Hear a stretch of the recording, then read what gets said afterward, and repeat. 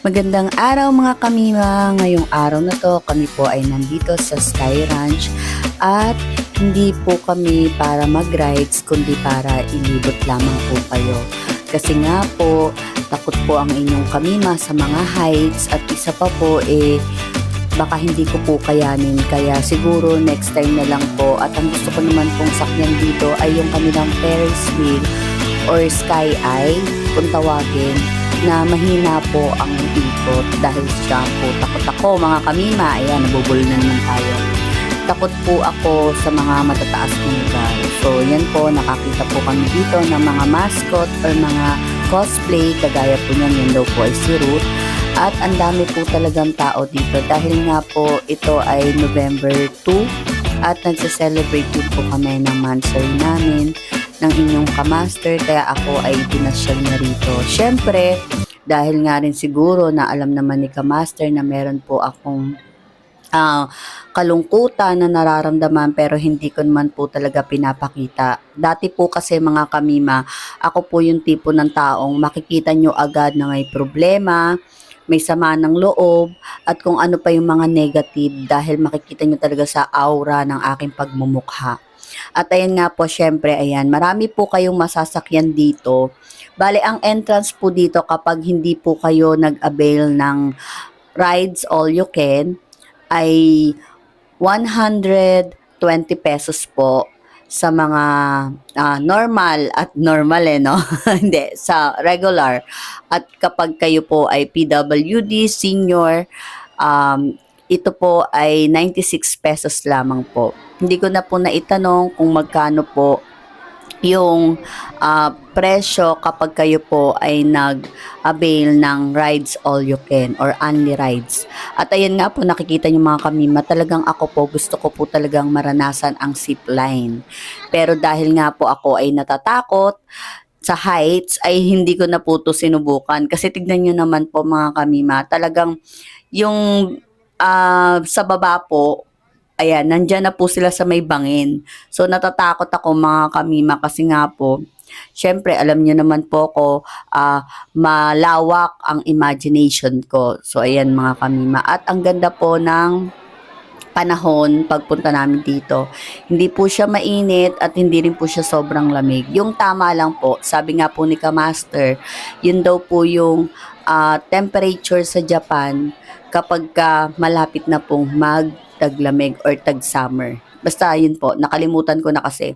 So, ang mga rides po dito, yun pong Sky Eye nila kung tawagin or yung Ferris wheel ay 200 pesos. Yan po. At ang pinakamababa pong rides dito ay yung pambata ay nagko-cost ng 60 pesos. So, yan po. Mag-enjoy po kayo dito kasi po marami po talaga silang magagandang rides. Meron din po silang mga palaro kagaya niyan, yung huhulihin niyo yung bibe. Tapos meron din po silang, yung alam niyo po yung sa peryaan talaga na piso-piso mag-shoot ka, tapos mananalo ka, ganun. Pero dito kasi medyo pricey. Tapos ayan po yung kanilang mga board sa ride 1 at saka may ride 2 rin po sila. So, kanya-kanya po sila ng mga presyo. At ang pinakamataas po yata nakita ko is almost 350. Parang yan na po yata yun sa zipline. So, yun mga kamima. At pwede rin po kayong mag-arkila ng bike dito. Meron po ditong bike na pangbata at meron din pong e-bike. At ayan, mga rides po nila at meron din po silang horseback riding. Madami po silang mga boot po dito na pwede nyo pong i-alternate kung kayo po ay gusto nyo talagang maglibang-libang lamang. So, meron din po dito kung gusto nyo extremely yung rides. Ayan, marami po dito. At kung gusto nyo naman po ay yung mild-mild lang, pa-chill-chill lang. Ayan, try nyo po yung carousel nila. Syempre, alam nyo naman yung carousel. At ito po, kung gusto nyo naman pong malibot yung buong Sky Ranch, ayan, pwede kayo sumakay ng train. Dahil yung train po nila ay ililibot po kayo nila sa buong Sky Ranch. Alam niyo po ba, napakaganda po ng ambience dito sa Sky Ranch. At sa susunod na yayain ko si Kamaster, gusto ko pong i-try na po yung kanilang Sky Eye kung tawagin, at yun po ay yung Ferris wheel. Syempre, mas gusto ko po kapag medyo padilim na. So, medyo parang romantic yung style, ganon ng mga kamima. At saka pa chill-chill ka lang. Tapos siguro mga 30 minutes din bago ka makababa kasi sobra talagang hina or dahan-dahan lang talaga yung pag-akyat niya. So, hindi nyo po siguro mararamdaman yung pagbababa na kayo kasi sa ayan, kita nyo naman sobrang taas niya. Alam nyo po ba na kapag kami po ay pumupunta ng Simbahang Bato, mga kami, makitang-kita po yung sky eye nila na Ferris wheel. Kaya nga po tinawag siguro sky eye kasi makikita agad or mapapansin agad ng mga mata nyo kapag kayo ay nasa Laurel, Batangas. Kitang-kita po talaga siya sa Laurel, Batangas kasi po pag kami po ay sisimba ni Kamaster, inabot po kami dito ng mga 5 o'clock hanggang 6 o'clock or 7. Kitang-kita na po namin yung liwanag at yung ilaw ng Ferris wheel. Kaya masasabi talaga nila na sky eye yun kasi sobrang mapupukaw po talaga yung inyong mapapansin talaga or pansinin. Ayan. So, andito naman po kami sa ride 2. Yung ride 2 po ay kalimitan po ay pang bata. So, ayan, makikita nyo po dyan yung kanilang boat. Tapos, ayan po yung, hindi ko alam kung anong tawag dyan. Basta, punta na lang po kayo dito at maganda pong pumunta dito mga kamima kasi nga po na paglabas nyo po ng Sky Ranch, meron na po kayong makikitang mga restaurant na pwede nyo pong kainan pag kayo ay nagutom. Tinry din pala po namin dito mga kamima yung street food nila. Ang kinain po namin dito ay yung kanilang crablets.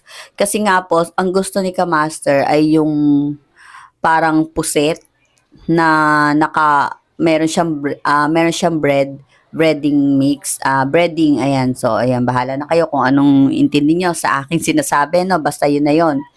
Ang sabi ko naman po kay Kamaster, common na yung pagkain na yan dun sa labas. Tapos yung price pa niya is 150 pesos. So kaya ayan, ang tinikman na lang namin is crablet dahil wala naman pong crablet sa street food dito sa atin, 'di ba? Sa Santa Rosa or saan mang mga street food lang diyan sa tabi-tabi sa makikita mo sa palengke, wala, hindi kagaya po ng puset. Calamares, ayun, calamares, lagi naman pong merong calamares kahit dito lang sa palengke. So yun, tinikman po namin yung crablets at worth it naman po yung 150 pesos. Pero, doon sa mga low budget na kagaya namin, parang kung iisipin nyo is napakalaking pera na nung 150 pesos, 'di ba? Hindi naman sa kuripot yung kamima nyo, pero syempre kailangan yung fries ng kakainin nyo is worth it doon sa pagkain na kinain nyo. Kasi syempre mga kamima, yung pera na kinikita natin or yung ginagastos natin is pinaghihirapan din naman natin, di ba? Kaya nga po tayo nag-e-enjoy dahil sa buong taon or sa buong buwan or sa buong linggo na tayo po ay naging hardworking, masasabi po natin na kailangan worth it po lahat ng kakainin natin. So yun lamang mga kamima ang masasabi ko po sa inyo. Punta na lamang po kayo dito sa Sky Ranch and thank you for watching. God bless. Don't forget to share, like, and follow na rin po ng aming mga vlog. God bless. I love you all mga kamima. Happy 2025.